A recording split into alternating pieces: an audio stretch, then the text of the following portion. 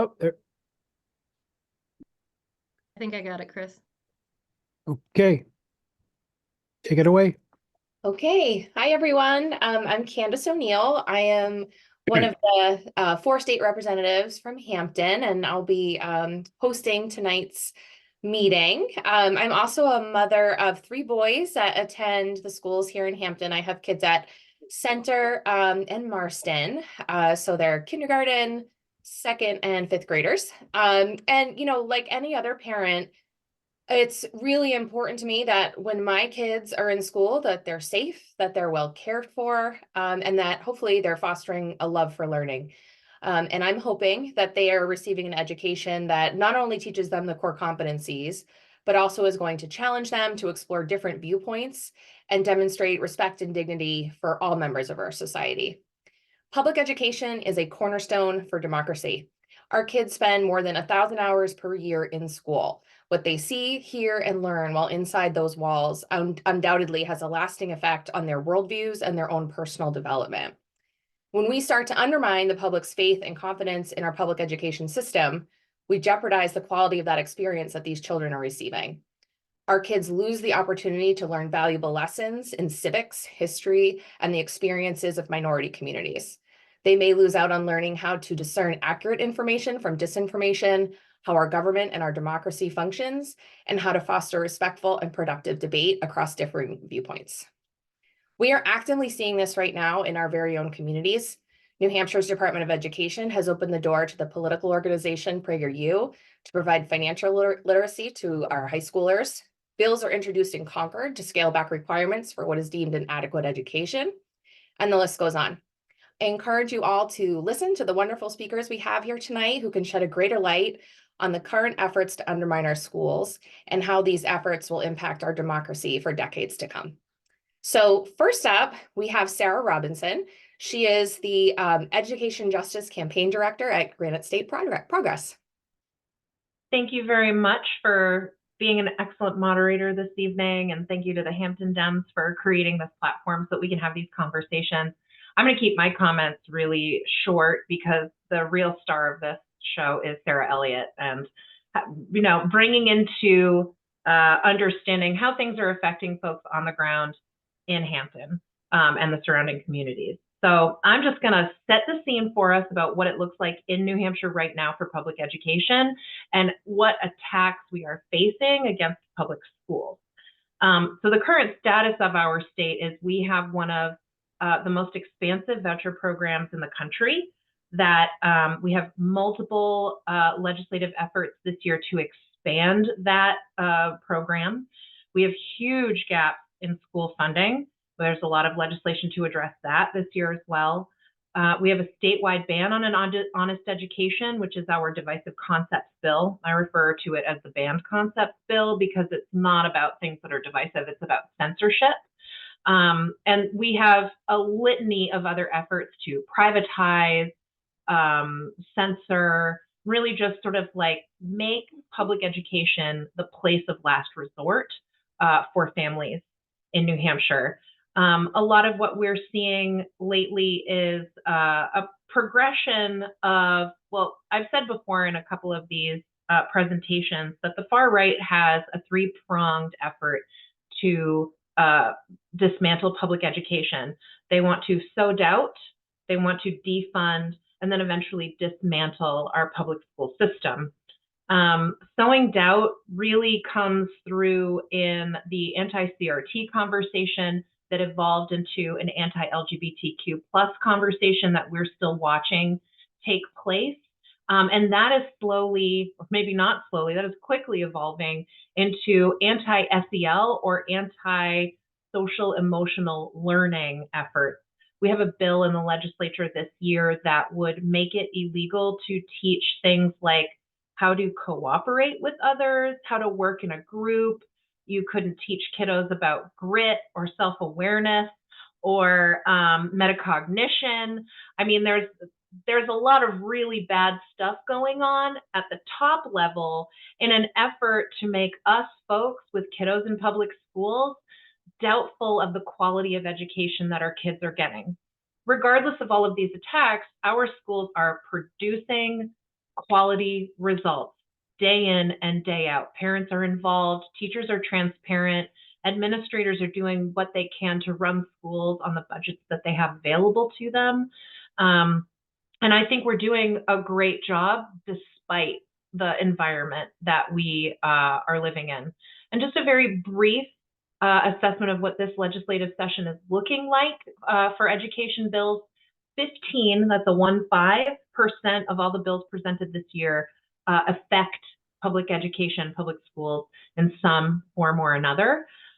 We have a couple of freedom to read bills for public schools that we're following, which I hope will be a joyful celebration of winning later on. That will help guard against book bans in public school libraries and also establish a committee to address media literacy and best practice on library sciences in schools. Of course, like I mentioned, we are following expansions and guardrails to the voucher program. The so-called Parental Bill of Rights, which is more of that anti-LGBTQ effort that's happening in the state. Though that bill was indefinitely postponed, so it should not have been presented this year, the right chose to take that bill and cut it apart and present it different pieces as individual bills. So we're tracking about a dozen bills related to a Parental Bill of Rights, including a constitutional amendment that would enshrine parental rights. That sounds good to us, right? Parents have rights for, the rearing of their children that are already established as part of our culture. This is more about the victimization of a small population of folks and using them as a political pawn to further culture war. Additionally, we're looking at the expansion and repeal of the Divisive Concepts Bill. And we also have a couple of bills that are relating to the credentials of the Commissioner of Education and the State Board of Education, whom are all appointees by Governor Chris Sununu right now. The folks in those positions right now are vehemently anti-public education, and that's not hearsay. You can see that directly in the conversations that they have publicly and the rules that they choose to pass, including the 306s, which are the minimum standards for public education. I could talk for hours about all of this stuff, but I won't. I'm going to wrap it up right there. And if folks have questions and want me to elaborate later on, I know that we'll have time for Q&A. So thank you so much, Candace, for giving me the space. And I'm really looking forward to hearing Sarah's portion of the presentation. You're muted really quick. It happens. I do it all the time. Thank you. Every time, without fail on my end. Thank you, Sarah. And I did forget to mention it in the beginning there that we are going to have a Q&A portion at the end. So there'll be plenty of time for hopefully an engaging discussion. So next up, we have our other Sarah Elliott. She's a Hampton parent. She also has kids in all three of our schools, actually, here in Hampton, former PTA board member, and a knowledgeable and vocal advocate for public education.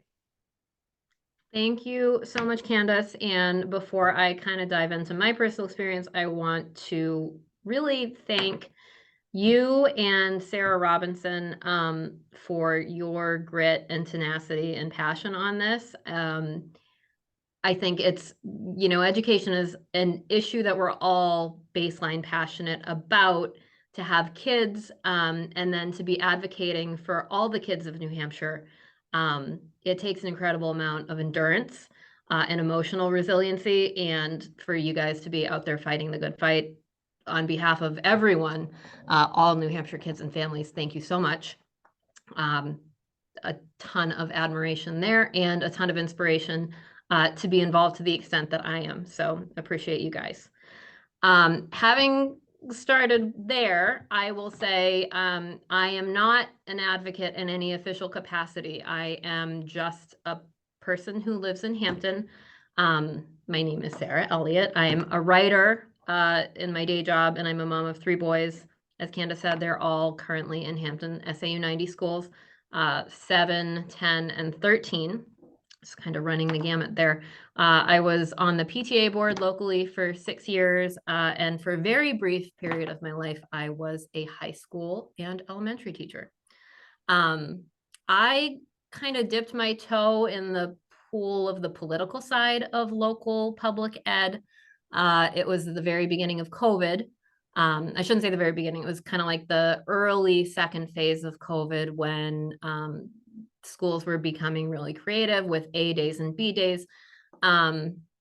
And I had always just been a parent volunteer, and entered this different kind of sphere at that time. So I don't know if there's any kind of greater lesson in my experience or perspective, but I hope that you can find a valuable takeaway. And I would love for these conversations to be a catalyst for greater involvement from everyone and a cause for hope. I think it's, for something that can oftentimes feel discouraging, it's really brings out the optimist in me to be here and to feel like we're doing something together. So starting on a really high level, I know that we all are aware that public school is good, but I was doing a little just research, like what are the core competencies? What do children and members of American society come away with when they have access to quality education? And some of the biggest points that I found were equal opportunity. All kids, regardless of background, get to start at the same starting line. Social mobility, it allows kids to transcend their social status and perceived boundaries. Public ed creates an informed citizenship. It gets us ready for workforce development. It gets us exposed to cultural diversity, social cohesion, and it lets us compete on a national stage as far as, being a country that's producing incredible innovations and research. And beyond that, it allows kids to access the joy of learning, the social emotional component that we talked about. School is a magical and wonderful place, and it feels silly to even be in the position to be defending that. So why is public ed under attack? I see these stories playing out on a national stage, and I think, like, I just wonder, like, what is the impetus? What is the goal? And I'm not a political analyst, but I think that the Republican Party at some point probably took a look at the numbers and current data trends and realized that the better educated the voter, the less likely they are to cast their ballot for a Republican. And when they layered that data over the geographical trend of people relocating from rural to urban settings and accounting for the fact that urban voters are even less likely to vote red, the Republican Party started to look kind of like an endangered species. So I think some political strategists in Washington decided that they would build up their base by targeting constituents before they're even old enough to vote. And to do that, they had to scare parents into thinking that our public education system was broken beyond repair and ineffective, and then to offer them these alternatives like voucher programs and charter schools that we're seeing kind of pop up everywhere now.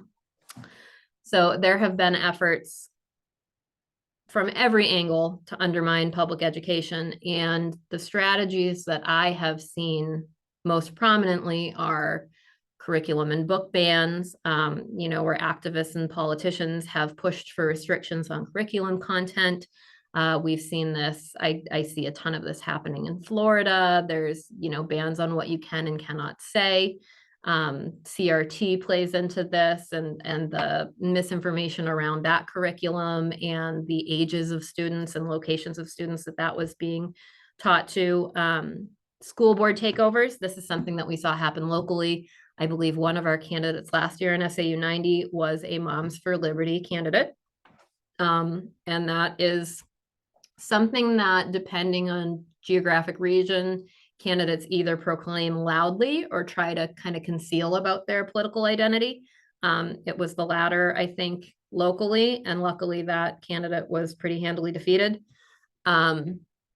But the goal there obviously is to take positions of power to influence, local curriculum decisions. Promoting school vouchers.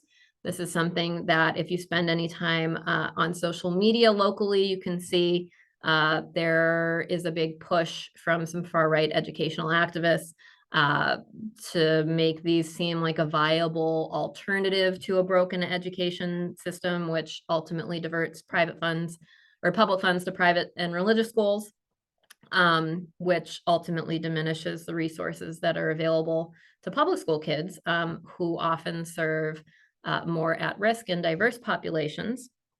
We see attacks on teacher unions. I don't have any local experience here, but was able to find multiple examples happening in the state of New Hampshire. And I read a statistic today that 35% of current teachers will leave the profession within the next 2 years. So you see this huge teacher attrition rate. There's other opportunities where, you can't blame some of these educational professionals for moving on to career paths where they're not targeted regularly, where they're not depleting their emotional reserves, defending their profession and right to exist. Efforts also include discrediting science and health education. There has been, I think it's since like the Scopes monkey trial, whether or not evolution is even a valid concept to be teaching. So this is nothing new here.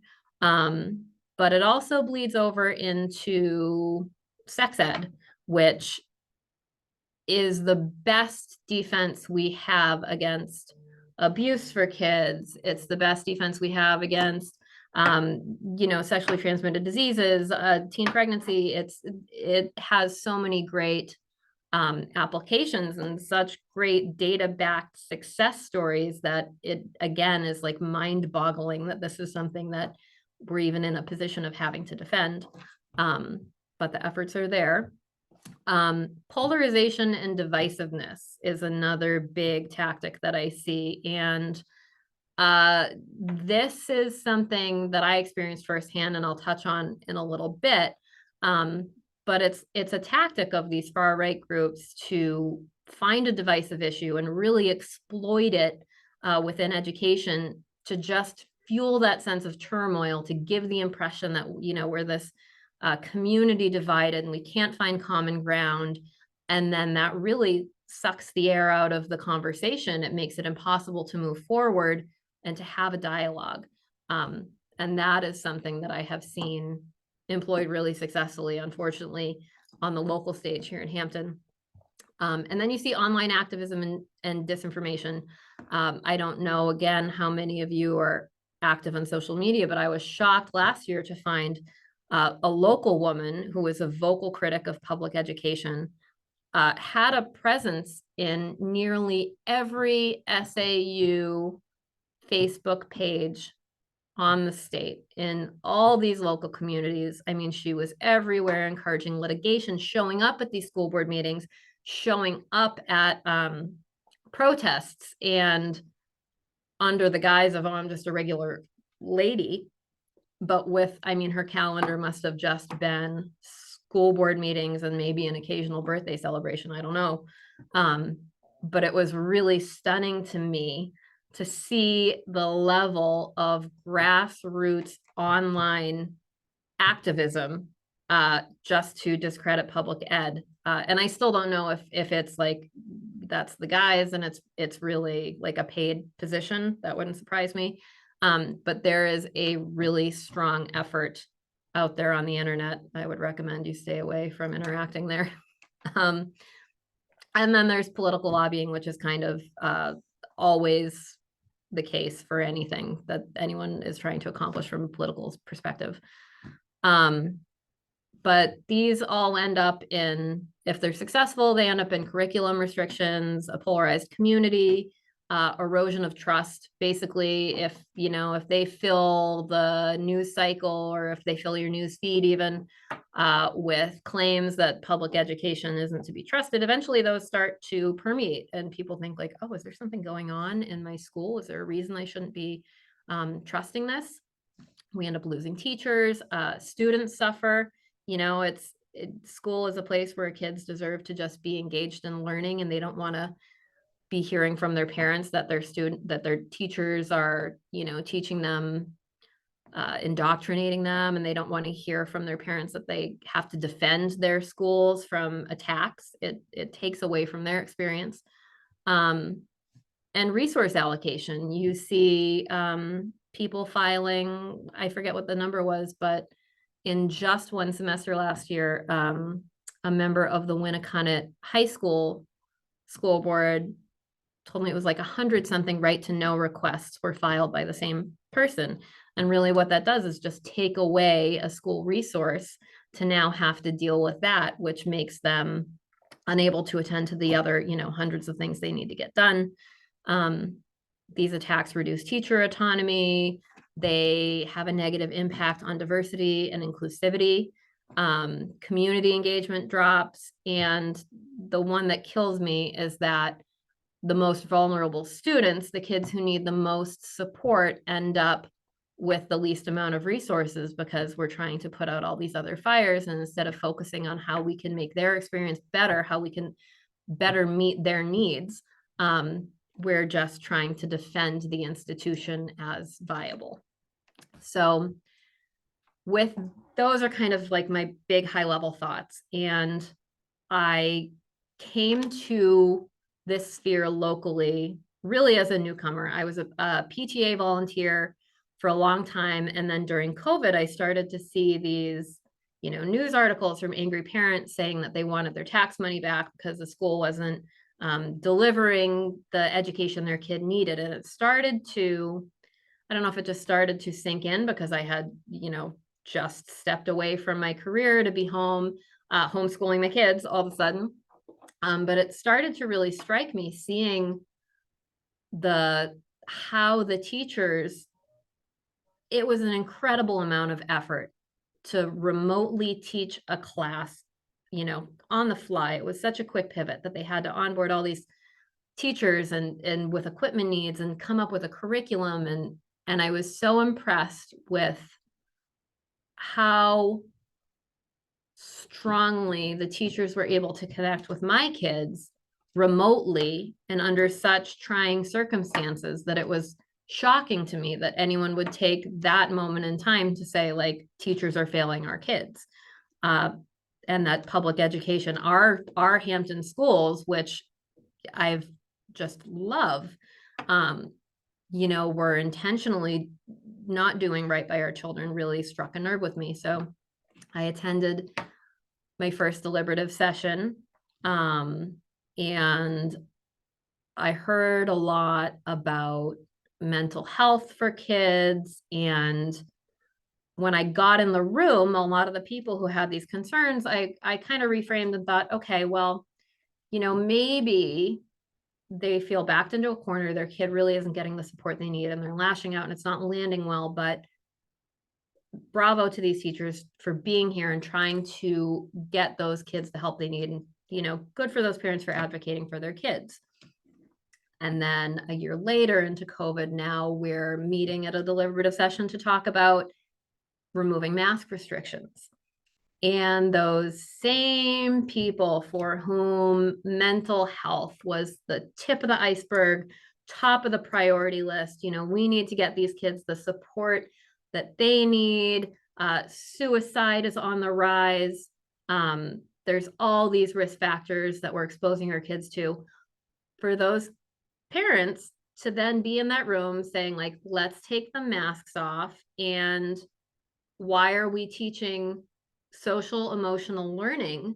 We need to be making up, like, there needs to be tutoring available to these kids. Academics should be the only focus. Test scores should be the only focus.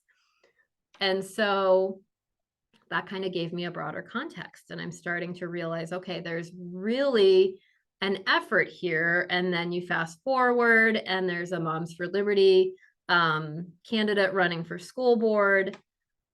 And my experience, I won't try and sugarcoat it, has not always been positive. Every time I stood up and spoke publicly in these meetings, in the first deliberative session, I think there was some mild discussion, some light disagreement.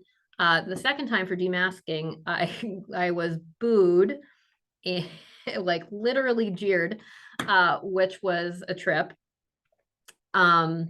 And then last year, I authored a petition warrant article that, very advisory in nature, just asked the question, should we, Hampton, a town who has historically voted to subsidize funds to Sacred Heart, which is a private school in town, should we maybe rethink this, was basically the question it asked. It was advisory, it was non-binding. That experience brought out really the worst in the other side of this issue. And the poor people that I asked to sign the petition warrant article, you need 25 signatures, they all put their information down, and the opposition of the amendment or of the warrant article collated our information into an Excel spreadsheet with like our Facebook profiles, our LinkedIn profiles, our phone numbers, with calls to they doxed us with calls to contact us by whatever means necessary and let us know that our child-hating, God-hating, Grinch-like hearts would something. I had a hard time following it, but anyway, it resulted in I experienced some light harassment. A couple other signers did as well. People were scared. Yet the community really showed up at that deliberative session.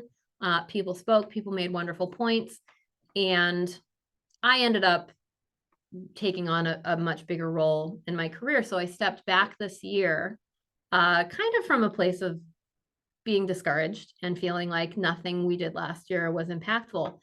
And this year, so many people have showed up to school board meetings, to budget committee meetings, asking the question, why are we doing this? Does this deserve greater consideration?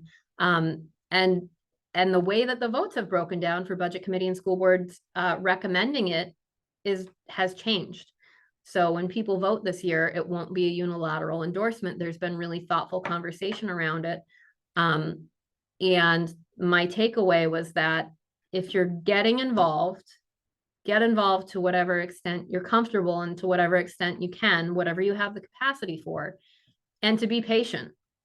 You know, even if it's planting a seed, eventually that seed is going to grow. And even if it feels overwhelming and challenging and discouraging, it's galvanizing. So what we experienced, the negative blowback, by feeling like people were under attack or that people were experiencing something negative, 10 more people showed up from a sense of community, of wanting to get involved and stand with other people. And that was, that was just so inspirational to me. And so I don't know if my experience can give anyone the push they've been looking for to get involved. It's great that so many people are here tonight. I hope that is the case. Seeing the way that this has gone and the voting has gone this year has definitely re-energized me. So I'll end there. I know that Eric is still going to speak from a teacher's perspective. I'm really eager to hear what he has to say. And thank you all for, I know it's hard in the middle of the week, late at night. So thank you all so much for being here and listening. That was great, Sarah. And I think, just to quickly piggyback on what Sarah was saying about the issue with the funding issue here locally in Hampton, for those who may not have been super familiar with everything that happened, is we saw people who don't live in our community interjecting themselves and creating divisiveness, when really what Sarah's objective was with that warrant article was to create discussion. It wasn't to criticize one school versus the other. But unfortunately, I think people who have different intentions inserted themselves into the dialogue and started making it about what our public schools are producing, when that really had nothing to do with it. It was about funding and use of public tax dollars for a private school. So next up, we have Eric. So Eric, I hope I say this right, Eric Schilge. Am I saying that right? No, sorry. Eric Don't worry about it. Eric is Vice President of the Hampton Democrats. He's also an educator, and he is going to speak to us next. Hey, everybody. Thank you so much, Candace, Sarah, for your thoughtful remarks. Sarah, especially, for being at every one of these sessions, speaking at them all, and doing it so informatively and dynamically. So thank you. So I am a middle school English teacher. And I'm also a Hampton parent. I have a child in center school and then another child coming up on the way, and he'll also be in center school in a couple of years. We're very happy with our experience so far in the Hampton schools and very grateful for a great public school system and supportive community and wonderful teachers and a very professional administration. And yeah, really couldn't ask for more there. I actually teach middle school in Newburyport, Massachusetts. So I'm a bit of an interloper to this conversation when it comes to my role as an educator. But it's been 13 years now that I've been teaching in a variety of contexts, most recently in a public middle school. And I can say really confidently that the politicized rancor and discord about public schools in our political and cultural conversation is sometimes really bizarre given the daily reality of what it's like to be a teacher in the classroom. You will hear teachers talk a lot about how difficult it has become within the current climate, and that's true. And just to give you a snapshot of what our day looked like today, students are in English class practicing a monologue from Romeo and Juliet.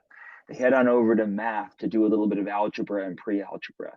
They study the Declaration of Independence in their social studies class, and they head over to science and fill out Punnett squares. And then they greet their Spanish teacher on the way in and learn about a new South American artist and practice conversational skills in their Spanish room. They go to lunch, they go to recess, maybe they do a little art, a little music, a little physical education. As long as the school continues to fund those enrichment activities and explores and special subjects, that's what a student's day looks like. And teaching and learning has come a long way over the decades. It would look very different than the experience that many of you had in schools when you were students. At the same time, a lot of it would look very similar because public schools in America have been doing a consistently high quality job educating students. Granted, there's a lot of data that says things could be done better.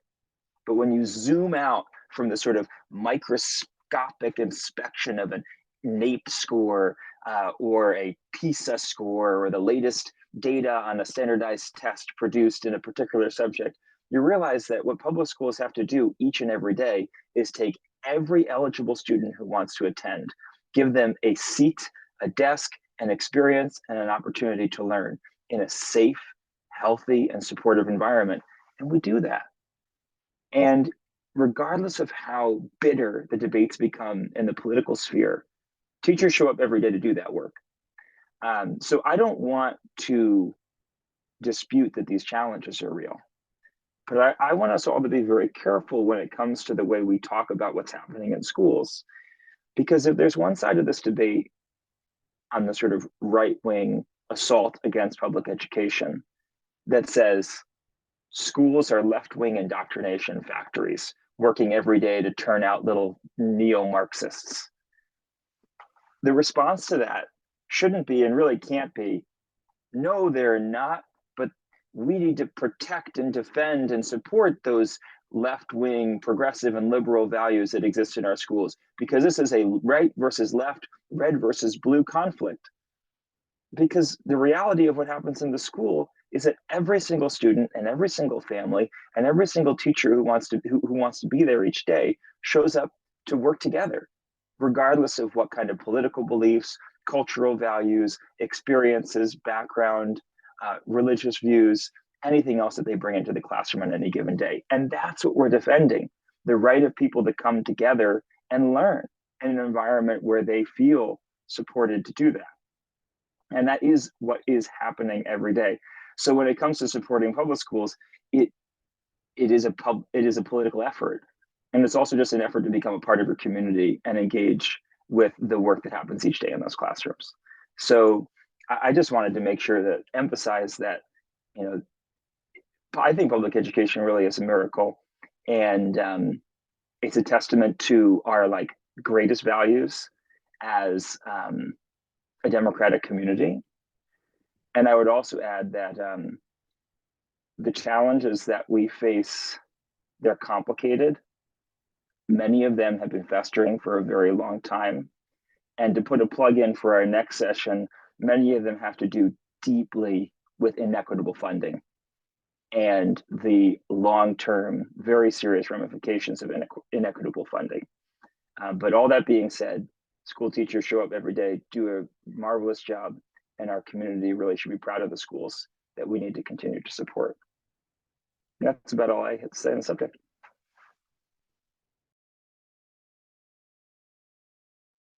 Wonderful. Thank you so much, Eric.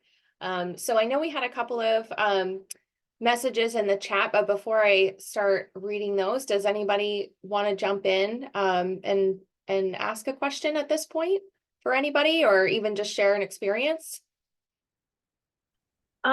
Just before we get to that point, I remember that Chris had asked me to address something and I forgot to, so I hope folks will humor me.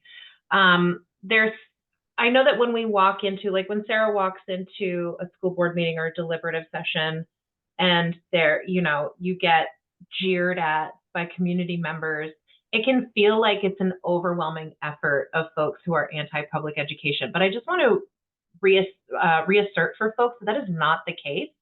It is a very well-funded small them versus the big us.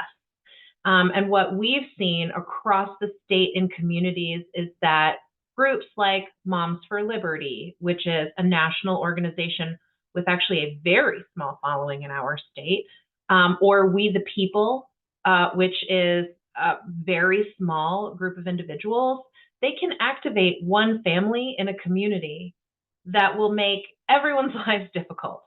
But once crisis comes to communities like Croydon or Milford is another great example, even in Hampton, you've had situations where the community has been given an opportunity to show up and refute this very small, well-funded, nationally coordinated effort, and we are always bigger in numbers. Moms for Liberty created a $500 bounty for the first teacher that was found to violate the Divisive Concepts Act, the Divisive Concepts Law. We're 2 years in of having it. Not a single educator has been found to be in violation of that, despite the carrot of $500. So just to sort of bring to folks, it is not an insurmountable effort to push back against this bad rhetoric and this divisiveness that's been created on made-up culture wars. So I hope that folks can find solidarity with your community members and do the planning that you need now, so that if, crisis does come, which would be really unfortunate, I think what it has done is it's galvanized communities to create these beautiful networks of organizing that have gone on to do great things, like find really awesome school board candidates, or reignite PTAs or PTOs that had gone dormant because there was a lack of participation. The ripple effects of being in community around the shared value of the public good of public education has done amazing things in communities across our state and across the US.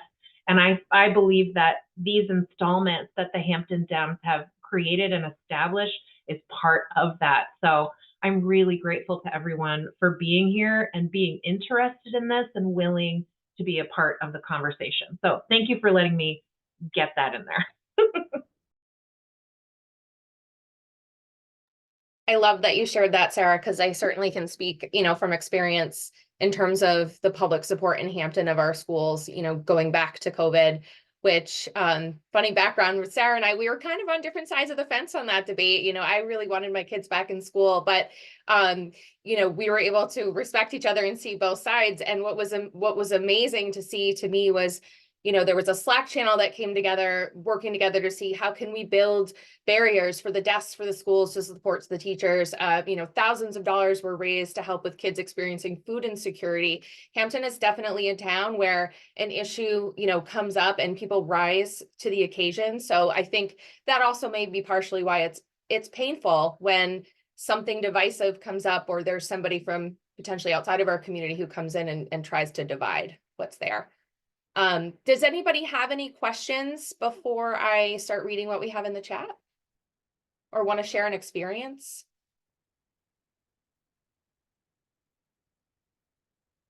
Okay, so why don't I start? I'll just kind of start here from the bottom. So What would a healthy and constructive dialogue about our community's most pressing education challenges look like? What would be its structure? Where would it occur? And how can we help make these healthy dialogues possible?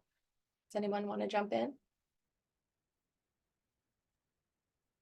I tried to start answering that in the chat, and that I just to underscore that I would hope that those conversations would be rooted in joy and would be rooted in confidence in our communities and our value of the resource that is education.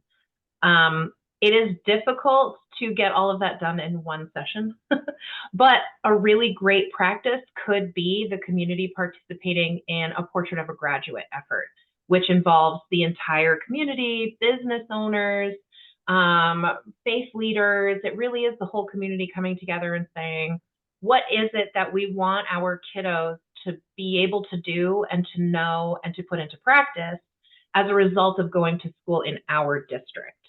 So it's never wasted effort to have these conversations, because it does create a common ground of shared values amongst the community and can really help bridge gaps when the conversation gets difficult. You can always root it back into, we as a community have established these values. We all agree to whatever it may be, X, Y, and Z. So it can't ever be done in one conversation. But as long as it's mindful and done in a joyful way that is welcoming, it can be fun, believe it or not. Good idea.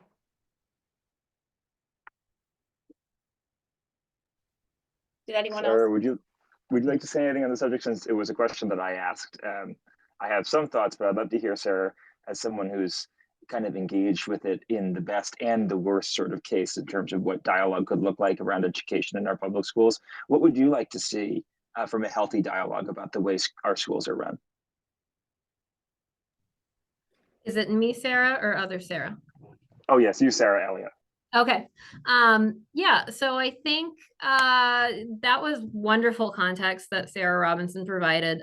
It can feel in the moment really overwhelming, and like there's this massive chorus of people speaking against you. And my husband always asks, like, are we gonna get a brick through a window today? But that is not an accurate, it's a couple people. And once you really embrace the fact that their voices and opinion, like if you're making them angry, then you're doing something right, kind of mentality, then I think it becomes a lot easier. And the fact that people will show up to be there and support, the community always shows up. That was wonderful context. I wish that I had thought to add that, and I'm glad that you caught it.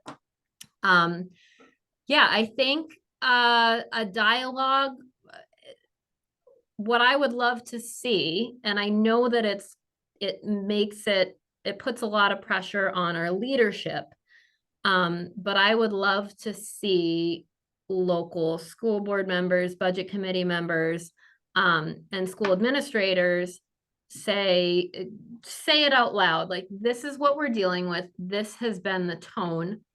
We're not going to tolerate it. This is a welcoming space. We want to start from a place of joy, from a place of appreciation. And not that we don't want to have tough conversations. I think that a huge opportunity we're missing is the chance to show our kids that we can tackle challenging conversations, that local civics can be civil, and that we don't have to agree with each other to respect each other. And I think that this kind of closing them off from that because of some really poor behavior has had a negative impact on them, because there's this opportunity for them to see us work through conflict, whether or not that's to a resolution that everybody is comfortable with, or even to any resolution at all.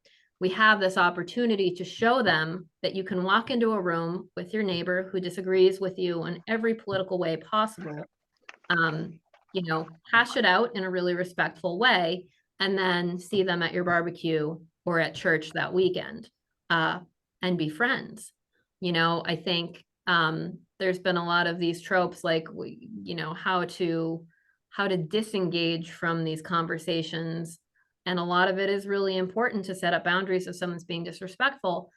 But how do we capture that moment when all these people are involved because they care? You know, everyone has strong opinions because it's our kids. Of course, this is a passionate issue. It's something that evokes feeling in all of us. And I applaud anyone, whatever their motivations for showing up, at least to participate. But how do we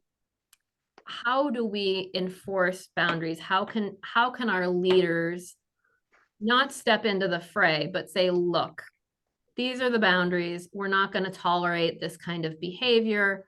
And setting that standard from the top down, I think when leadership sets the tone, participants will follow. And we've certainly seen the opposite of that to be true. You know, if leaders are willing to hit really below the belt and throw out etiquette, you know, everybody follows that path too. So I think, and that's just one piece of the puzzle, but I would love to see our leaders take the first step in acknowledging that this is a hard conversation, but it's one worth having. That's great. And just Molly, did you a want to brief- add something? Oh, sorry. What did you say, Candace? Oh, sorry. I saw some hands raised, so I wasn't sure if that meant, yeah. So I think, did you want to say something first, Eric? Only if Molly and Chris, do you have questions that you wanted to ask or thoughts on the subject of healthy, constructive dialogue? Questions? You're muted, Molly. I'll wait. His hand was up first. And Chris, did you have a question or a thought on healthy, constructive dialogue? Well, I don't know if it's specifically on healthy constructive dialogue, but just a general comment. And I should say right up front that I promised myself I wouldn't speak, but those of you that know me know how difficult that is. So here I am. I think, you know, one of the things that I find troubling is every parent wants to do the best thing possible for their kid, and they want to do everything they can to see their child succeed in school, in life. And so I get the fact that, you know, parents are interested in looking out for their kid. What I find so troubling right now is that the emphasis has shifted from, you know, a focus on what's in the best interest of the community and the public generally to, you know, what's best for my kid, and, you know, at the risk of maybe being a little bit too crude, the hell with everybody else. And, you know, public education was something that at the very public education was something that, you know, our founding fathers committed to, and it's been a part of the American story since day one. And I'm very proud of the fact that Hampton has the first public school in New Hampshire, going back to the 1620s. You know, and public education has always been a big part of the American story, because people realize that a well-educated population not only will give everybody an opportunity to be successful, it's critical to our democracy. We need well-informed people across the board, and we shouldn't allow one group of people to have a better opportunity than another opportunity, because that just creates all sorts of problems in our democracy. And what I see happening now is very troubling, because it gets at that core foundation of what we are as a country.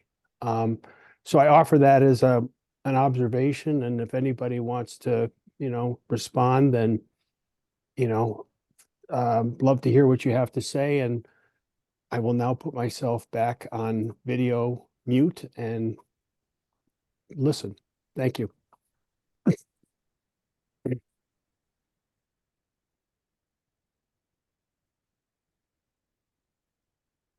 Hey, Molly, did you want to add anything? Sure. I have to explain, first of all, I live in Exeter. So, but I find these meetings very informative. My children and grandchildren live in Massachusetts. So I'm living vicariously because I know you're talking about pretty much universal experiences, unfortunately. And I perked up around the conversation about when Sarah Elliott was speaking about how do you get these conversations going? And what came into my mind is not only getting them going, but how to provide spots so that somebody like me would have some little opportunity to practice within small groups so that I wouldn't go off the rails. You know, having the idea of a dialogue is great, but sometimes things don't go the way you want. And quote, in my day, neighborhood potlucks, where you start with people of different levels of knowledge that you know, so that you could set up settings and deciding how far you would go in topics and having some stated behavior agreements beforehand or working them out. Because a big challenge for me was pretty good on one-on-one, but I would be a different person if I was in an auditorium because there was no place in between for me to become a more level-headed, less heated responder. So that was my contribution. What are some smaller settings? And you know, if you have a potluck, you're doing dishes and all of that stuff, it really can be productive. Thank you. Molly, I couldn't agree more. One of my many side jobs is as a consultant with a dialogue organization called Essential Partners, and we do a lot of that dialogue facilitation. One of the elders in the group, Bob Staines, he was known at the beginning of the organization when it started as the Public Conversations Project to always insist that these conversations that they facilitated had appetizing food and something pretty on the tables, right? Some flowers or something just to kind of create a little sense of beauty and humanity. Because in a big, open, cold auditorium where the sound is kind of echoing off the walls, and you know, it almost breeds that kind of intense rancor. And what you're describing is the opportunity with those shared agreements that Sarah Elliott talked about as well, and a shared purpose to have a conversation where people speak from personal experience, and those can be very transformative. Yeah. Candace, would this be an okay time for me to share a little bit about some ways folks can get involved? Of course. So a couple of folks at our February 9th meeting last night of the Hampton Democrats had asked me just to specifically say a couple ways that if people really want to step up and be supportive of their public schools, that they can do that. And this is New Hampshire, so there are 8 gajillion meetings that you can attend. And your presence at any and all of them is so important and helpful. And each one of these meetings is a chance to practice this kind of healthy, constructive communication that we've been discussing at the end of this meeting. So here I go. Tomorrow, and if anyone knows that I have these dates wrong or that's been changed, please let me know. There is a budget committee public hearing in Hampton at the Hampton Town Hall at 6 p.m. And that's the Hampton budget, which also concerns the Hampton School District budget. So that would be tomorrow night at 6 p.m. at the Hampton Town Hall. And if you show up to listen, that's great. If you show up to share a personal experience, that's great. If you show up to ask a question, that's wonderful. All of those things are ways of you to take a proactive and positive step towards improving the quality of public education in Hampton. And then the next item would be our next session on February 7th. I'm going a little out of order, I should say. Monday, February 5th at 7 p.m. in the Hampton Academy Auditorium is the Hampton School District deliberative session. So this is a session where the Hampton School District will discuss items that will then find their way onto the ballot at our March 12th elections. So this is a chance for you to be a part of that conversation before items then get put to the larger town for a vote. And then on February 7th, like I said, is our next session where we get to discuss inequitable school funding and explore some of the things that we can do to support a level playing field across the state. And then February 8th is the Winnicott, so that's our high school, the Winnicott deliberative session from 6 to 8 p.m. So any items that are going to concern the Winnicott High School that we'll be voting on March 12th will be discussed at that session. These are like school board meetings on steroids, you know, like extra important school board meetings. I think I kind of have that right. So your presence there is great, and it's a chance for you to learn more and get more involved. And then on February 13th is the Hampton School Board meeting from 6 to 8:30 p.m. And this information is available online. You do a little digging sometimes to find where it's posted, but you know, I'm not sure that anyone would go to every single one of these, right? We have forums, we have meetings, we have conversations, we have sessions. We have, I think, a ballot that ends up running about 12 pages long when we go on March 12th to vote. It's a lot to take in. But every time you dip your toe into the conversation and you ask a question and you engage with your neighbors, it makes a huge difference. And those actions add up to a stronger community and better schools. So thanks for taking the opportunity to be here with us tonight. And Candace, thanks for hosting. I'll turn it back over to you. That's great, Eric. Thank you so much for all of that information. Does anyone else have anything they wanted to share before we wrap up this evening's session?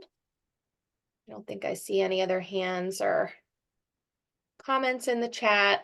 Okay, so just a reminder, this was the third of our sessions. The previous two, as well as this one, are available on the Hampton Democrats YouTube page. I believe Chris has the link up there now if you need the link on where to access those if you'd like to see it. And we definitely strongly encourage you to join the next two sessions, which are on February 7th and February 28th, discussing school funding inequities and the Republican war on education, vouchers, just the opening salvo. So thank you again to everybody for attending tonight. I thought that it was a great discussion, and I appreciate everyone taking the time to be involved.